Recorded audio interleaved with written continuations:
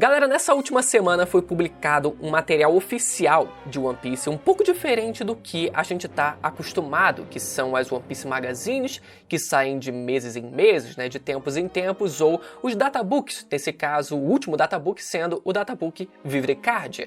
E esse material de One Piece, ele saiu como um material novo, mas que segue muito o padrão dos databooks tradicionais que compilam informações sobre personagens e sobre o universo de One Piece, compilando informações e especulando algumas coisas, exatamente no mesmo padrão dos outros materiais oficiais, só que esse saiu como algo diferente. O volume 1 desse material oficial foi intitulado como Road to Laugh Tale, ou O Caminho para Laugh Tale, onde ele compila algumas informações sobre a viagem do próprio Roger, sobre os poneglyphs e também sobre Rocks de Shebeck e alguns compilados de rascunhos dos personagens do arco de Wano desenhados pelo Oda, né? Vários rascunhos interessantes ali, alguns que foram descartados, outros que foram usados, que foram oficializados. Vamos dar uma olhada por alto aqui nesse material, porque tem uma parte interessante sobre o último Road Poneglyph que tá faltando a gente descobrir a sua localização, e também sobre o, quem sabe,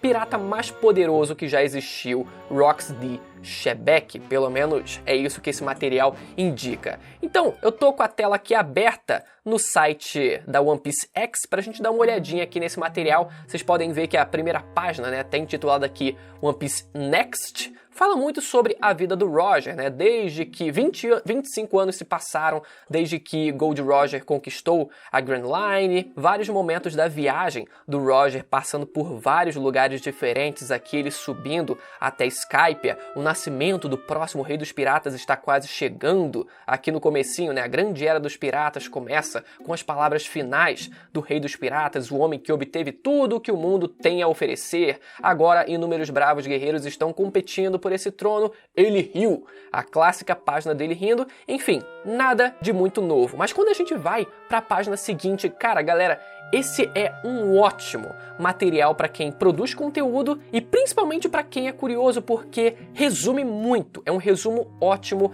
da vida do personagem, pelo menos aqui nesse material, nesse volume 1, sendo um compilado da vida do Gold Roger. Então ele contando aqui, ó, 77 anos atrás, a data de quando ele nasceu, em Logtown no East Blue, em alguma data que a gente não sabe a formação dos piratas Roger, e aqui linkando, né, para quando ele conhece o Ray Lee, cerca de 50 anos atrás ele ganhou fama como um novato, e isso aqui provavelmente foi baseado ali na fala do Brook, né, dizendo que até que eu ouvi falar de um novato como esse naquela época, né? Justamente quando o Brook estava vivo, 39 anos atrás, quando ele tinha 38 anos, ele chegou à ilha Roadstar, onde ele recomeçou a sua viagem, e aqui a fala dele dizendo: nós conseguimos isso há 13 anos atrás, fizemos o que ninguém mais fez, o que é até estranho, né? Ninguém conseguiu chegar até a ilha de Roadstar, tipo, quais as dificuldades que essa ilha oferece para você conseguir chegar até ela, sendo que ela nem sequer é, de fato, a ilha de Laugh Tale? O que tem por trás de tudo isso é o que eu sempre me pego pensando, porque, já aproveitando para divagar um pouquinho aqui nesse ponto, o Roger, ele descobriu que a ilha final, fisicamente a ilha final da Grand Line Roadstar, não é Laugh Tale, ou pelo menos não era a última ilha onde ele encontraria o One Piece, e essa já foi uma ilha extremamente difícil que só ele, em vários anos, conseguiu chegar até ela, e ela não era a ilha de Laugh Tale. Ou será que existe uma pegadinha? Eu sempre me pego pensando se não existe uma pegadinha nessa ilha final da Grand Line Roadstar. Imagina se, por exemplo, o Roger, ele em tese descobre que aquela não era a ilha final, ele recomeça a sua viagem indo atrás dos Road Poneglyphs para se encontrar, né, a localização exata de Laugh Tale. Só que imagina se no fim das contas os Road Poneglyphs eles marcavam um X que dava exatamente na ilha final da Grand Line Roadstar, só que eles ganharam uma informação que eles não tinham antes, que seria talvez Roadstar sendo somente uma porta de entrada para Laugh-Tale, e eles tendo que ir novamente até a ilha de Roadstar, só que agora com a informação de que não, é realmente aqui mesmo, só que a gente precisa fazer alguma coisa pra Laugh-Tale aparecer, ou pelo menos pra gente conseguir chegar até Laugh-Tale. Enfim, eu sempre me pego pensando porque essa ilha, Roadstar, tem que ter alguma importância. Galera, é a última ilha física da Grand Line. Ela precisa ter alguma importância além de só dizer, olha só, você chegou até aqui, na verdade, não era aqui. Vá procurar em outro lugar. Não pode ser só isso. Mas seguindo, a gente tem todo o compilado aqui do resto dos anos de vida do Roger, o incidente em God Valley, 38 anos atrás, quando ele contraiu uma doença incurável, 27 anos atrás, a batalha de Edward contra o Leão Dourado Shiki, 26 anos atrás, quando ele roubou o Kozuki Oden da tripulação do Barba Branca na sua última viagem, aqui no caso eles passando por Skypiea, né? Ele aqui no caso pedindo, né? Pelo amor de Deus, me empresta o Oden! Só por um ano. E aqui, seguindo a viagem, o resto da sua viagem, 25 anos atrás, o nascimento do Rei dos Piratas, seguido pela morte da sua tripulação, pelo encerramento da sua tripulação, a chegada deles até Laugh-Tale, uma bebida final com Barba Branca, confiou seu filho ao seu companheiro de armas, o Garp, o Monkey D. Garp, ele depois, na sua execução, e aqui um compilado de alguns mistérios envolvendo o Rei dos Piratas, alguns mistérios não resolvidos do Roger. Vamos aqui citar o primeiro, seu romance com Rouge, que a gente não sabe exatamente como, em que circunstância eles se conheceram. Ela também era um membro da família dos D, ou do clã dos D, mas ainda assim, como é que eles se conheceram? Será que esse é um grande mistério ou só foi algo colocado ali? Bom, ela era uma mulher importante, tinha o D no nome, conseguiu segurar o Ace ali pela barriga por muito mais tempo do que uma mulher normal conseguiria, mas eu duvido que tenha algum mistério muito específico quanto a isso. Mas o segundo mistério que é listado é sobre a sua amada lâmina chamada Ace. A sua espada se chamava Ace e, em nome da espada, baseado no nome da sua espada, ele nomeou o seu filho, e ele até aqui coloca, né? Isso seria um lampejo de amor paterno? Eu diria que é um amor, na verdade, a sua própria espada. É um lampejo de amor à sua própria espada, a ponto de você amar tanto a sua espada que você decidiu colocar o nome dela no seu filho. Mas enfim, aqui esse sim é um grande mistério. Os dois últimos realmente são grandes mistérios que se tratam aqui das lágrimas do Shanks, que aqui de lado eles falam, né? Shanks ainda era um garoto no bando do Roger, mas parecia haver um sentimento complexo por trás de suas lágrimas. E galera, muito provavelmente tem a ver com a origem do Shanks. Eu não acho que o Shanks ele vai seguir o mesmo padrão do Barba Branca, que era alguém extremamente poderoso, o cara com o título de pirata mais forte do mundo, e era alguém que não tinha o D no seu nome, não vinha a princípio de nenhuma linhagem conhecida pela gente que faria com que ele tivesse uma genética ali promissora para ele ter o grau de força que ele tinha, não era, e eu não acho que o Shanks ele vai seguir essa mesma linha. Eu acho sim que o Shanks ele vai ter alguma linhagem importante, muito provavelmente vinda dos dragões celestiais. Tem que lembrar que no incidente de God Valley, o Garp, no caso, consequentemente junto do Roger, estavam lá para proteger os Tenryubitos, que a gente não sabe se viviam lá, se tiravam férias lá, se tinham sido sequestrados pelo Shebek e estavam lá, a gente não faz ideia. Alguma coisa aconteceu e pode ser que o Shanks, como um bebê, junto, quem sabe, do Bug, tenham sido resgatados pelo bando do Roger. Vale lembrar quando eles seguram os filhos do Oden, tanto a Hiyori quanto o Momo, eles dizem que fazia muito tempo que eles não seguravam um bebê, ou seja, eles já tinham sim adotado algum bebê e quem sabe mais de um. Seriam eles o Shanks e o Bug? Essa é a principal alternativa, né? Mais do que o Shanks ser filho do Shebek por si só. Eu acho que o Shebek ele vai ter um envolvimento maior com o próprio Barba Negra, isso a gente vai falar daqui a pouco. E por último aqui, o mistério da fala, da misteriosa fala do Roger, que o Luffy também repetiu e a gente não faz ideia do que seja até agora. O principal indício é de que essa fala fala tem a ver com o Luffy conseguir realizar a maior festa, o maior banquete que esse mundo já viu, um banquete que reúna todas as pessoas do mundo, a maior festa desse mundo. E isso muito provavelmente vai acontecer no final de One Piece depois da Grande Guerra, que vai englobar vários países ao redor do mundo de One Piece, e é algo que já acontece no final de praticamente todo o arco, que é um grande banquete, só que nesse caso numa escala global. Essa é pelo menos a minha principal alternativa, principal resposta para esse mistério. Mas seguindo, a gente tem a página dos poneglyphs, e é aqui que a gente... Vamos começar a viajar aqui também. Obviamente tem a definição mais básica aqui, né, do que são os poneglyphs, que são textos históricos, mensagens antigas que se juntam para formar uma história proibida. E aqui alguns exemplos, né, algumas páginas onde esses poneglyphs eles são mencionados ou eles aparecem em cena. Aqui no caso da árvore, dentro da árvore do conhecimento, em Ohara, aqui o professor Clover falando sobre essas pedras, depois a informação de que existem pelo menos 30 pedras espalhadas pelo mundo, 9 dessas pedras compondo o Real Poneglyph e 4 dessas pedras sendo os Road Poneglyphs, as pedras vermelhas, e as outras pedras aí com informações complementares, talvez em relação às armas ancestrais, ou informações realmente complementares, dicas de localização, um compilado ótimo, um compilado excelente sobre essas pedras. Aqui eu acho muito boa essa informação. Quando você une os 4 Road Poneglyphs, cada um deles indica uma localização, formando assim um X no meio deles, e assim você tem a localização de Laugh Tale. Só que o mais interessante é como Laugh Tale aparece,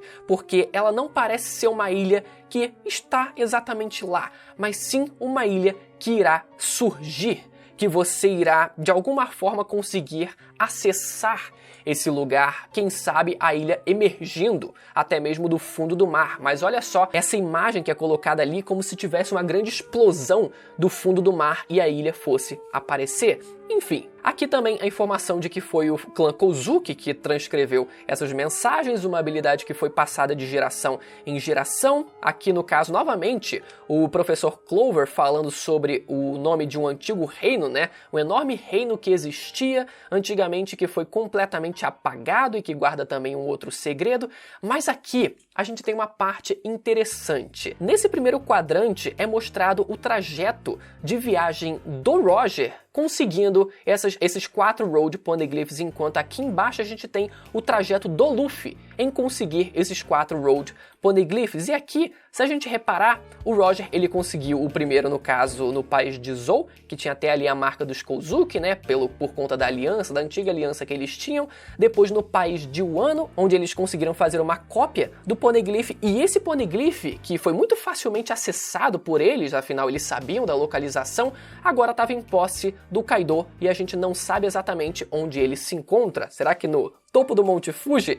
Eu sempre gosto de lembrar dessa possibilidade. O terceiro Poneglyph, eles conseguindo, depois de tirarem uma cópia do Poneglyph da Big Mom. E nesse caso, o Roger, né, não quis um embate frontal, quis logo pegar a cópia e meter o pé, né? Ficou com medo, né? Ficou com medo de levar um pau, tudo bem, eu entendo.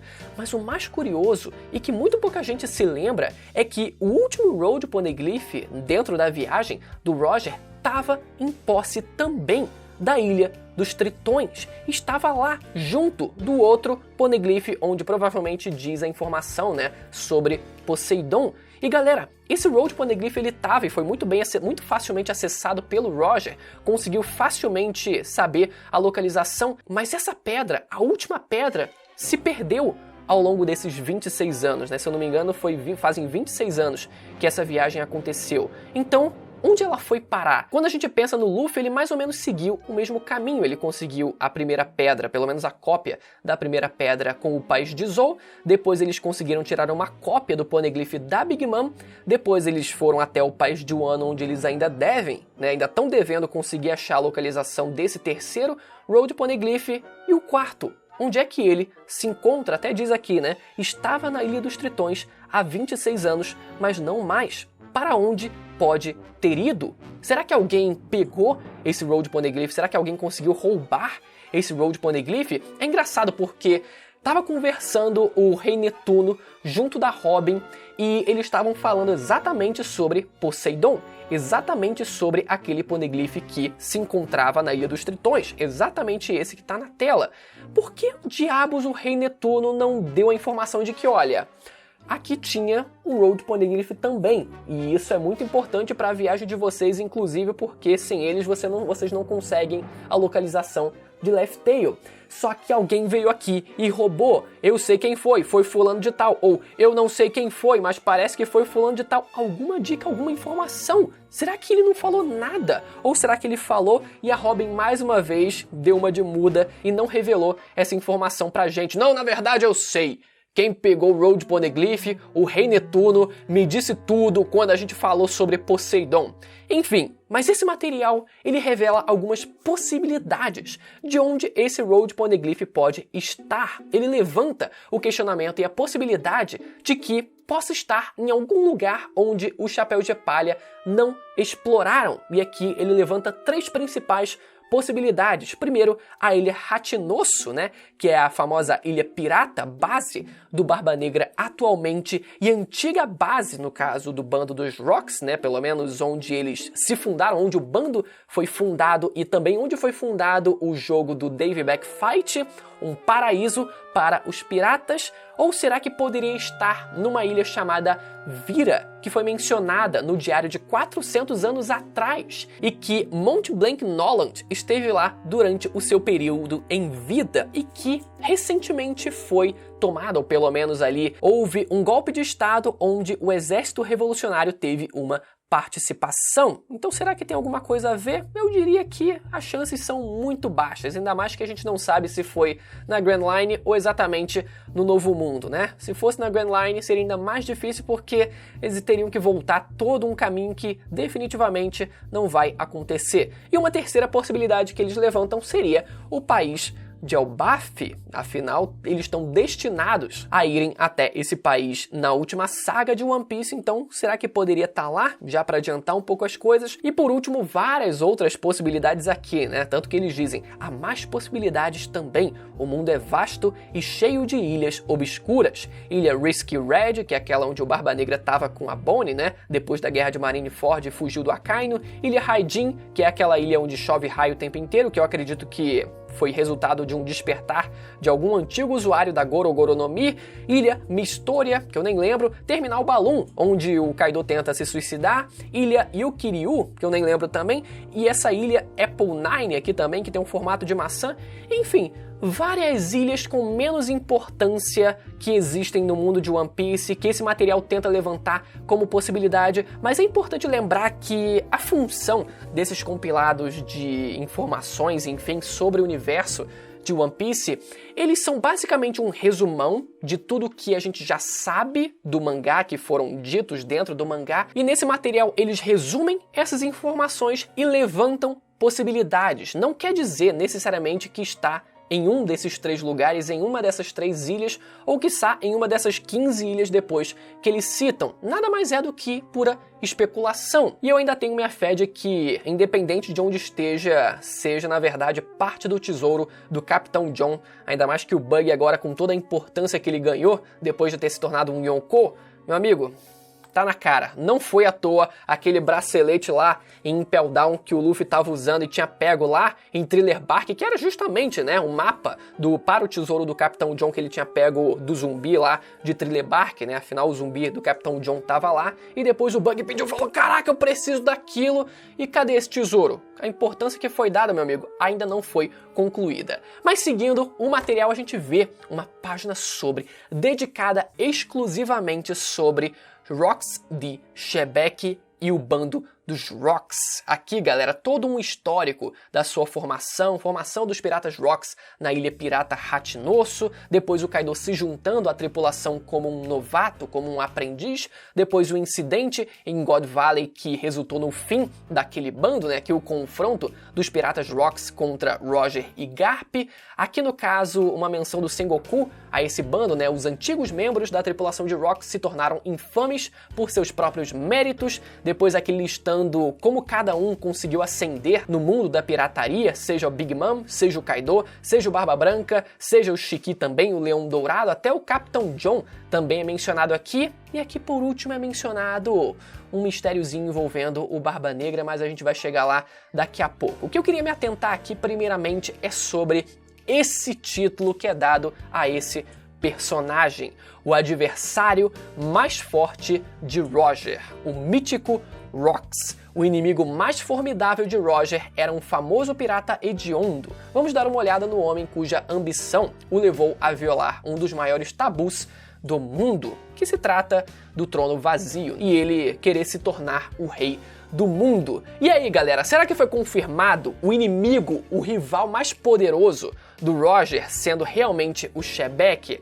Galera, eu acho que tem duas possibilidades aqui. Ou esse título que é dado pra gente de o adversário mais forte do Roger, realmente ele foi colocado aqui a partir de informações mais exclusivas, vindas do próprio Oda, do tipo: ei Oda, o cara era realmente o mais forte? Confirma aí pra gente. E o Oda falou: não, realmente era o mais forte, pode dizer lá no título do material, o adversário mais forte do Roger, tá confirmado. Ou será, que é o que eu acho mais provável, que esse título usou como base a informação que a gente já teve do próprio mangá, que foi a fala do Sengoku mais ou menos nesse momento aqui, onde o Sengoku ele diz que o Rox foi o primeiro e talvez o inimigo mais forte do Roger. Ele levanta num tom de dúvida, né, de quem sabe ele foi o rival, o inimigo mais forte do Roger, mas é provável que tenha sido sim. E muita gente gosta de tentar usar possíveis interpretações diferentes sobre essa fala do Sengoku, mas será que ele não estava falando sobre o Rox ser o mais formidável como o mais importante inimigo do Roger? Mas será que não era o maior inimigo no quesito de importância, ou no quesito de, enfim, ele ser muito malvado, muito mais maléfico do que qualquer outro oponente, outro rival, outro inimigo que ele tenha tido?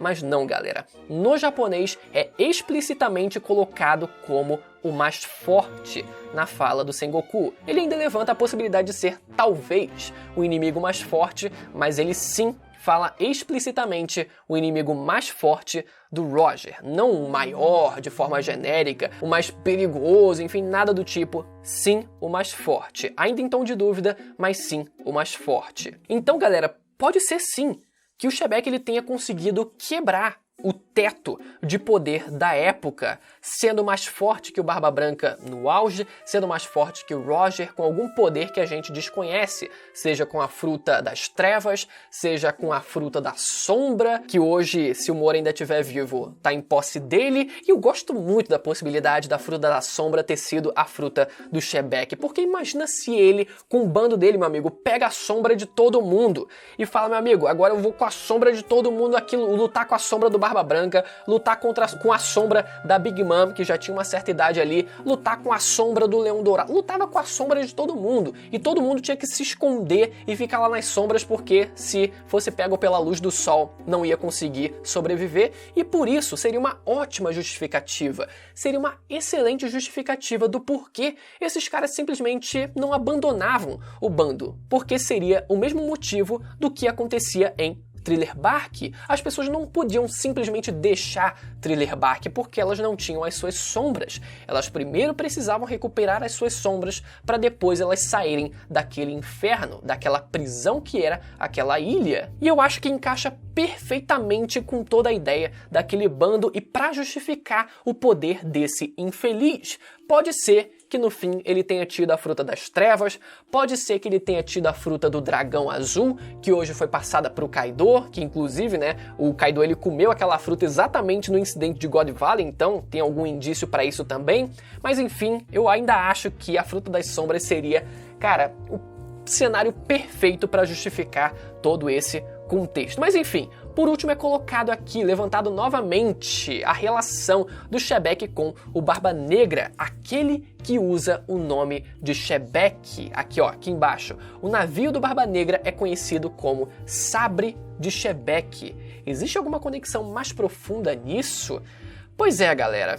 Sobre o Barba Negra, eu esperava muito que o mistério em torno dele fosse se tratando das suas irmãs, ele ter uma dessas irmãs como uma irmã siamesa, algo do tipo, mas eu sinceramente tenho minhas dúvidas hoje e pode ser que de alguma forma o espírito do Shebeck viva, tenha sido passado talvez pela fruta das trevas e hoje habite também no corpo do Barba Negra e de certa forma aconteça alguma coisa, como é o caso do Cavendish. Quando o Cavendish dorme, acorda o Hakuba, e no caso do Barba Negra, quando ele dorme, acorda o Shebeck, e dessa forma eles vivem o dobro da vida de uma pessoa, e isso justificaria a fala do Ace, talvez eles conseguirem comer mais de uma Akuma no Mi, porque são duas pessoas dentro de um corpo só, habitando o mesmo corpo. Enfim, provavelmente vai seguir essa linha mais mística, mais espiritual do que algo mais concreto do que eu achava que seria, se tratando de irmãos siameses. E por último, só pra gente dar uma pincelada rápida aqui, né, alguns rascunhos muito interessantes pra gente ficar analisando, depois vocês podem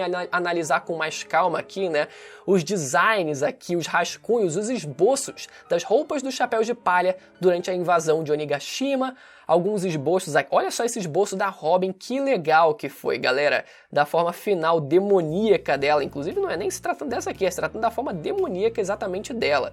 Muito legal aqui o Momo também, a Nami de kimono, né, que nem foi usada. E na página seguinte, aqui ó, um rascunho também do Oden aqui, bem mais sério, lembra até a primeira silhueta dele. O Momo aqui, o rascunho dele com 28 anos de idade. Alguns rascunhos dos samurais aqui também, se eu não me engano, na página seguinte também aqui, né? O Shimotsuki Kozaburo. Aqui também os Daimyos de Wano, o suposto pai do Zoro. Enfim, galera, depois vocês podem olhar tudo isso com mais calma na OPEX. Beleza, galera? Eu espero que vocês tenham gostado desse vídeo que ficou quilométrico, mas eu quis sentar e começar a falar e falar e falar, e serve como podcast aí pra vocês. Ouçam enquanto estão lavando a louça, aquele clássico recado depois que você já terminou de falar tudo que você queria falar. Ouçam enquanto vocês estão lavando a louça. Espero que vocês tenham gostado. Se você ficou até o final e caiu de paraquedas aqui no canal, se inscreve, ativa o sininho, que a gente está muito perto de bater a meta de 600 mil inscritos aqui no canal, e com a sua ajuda a gente vai chegar lá. Até a próxima, tchau!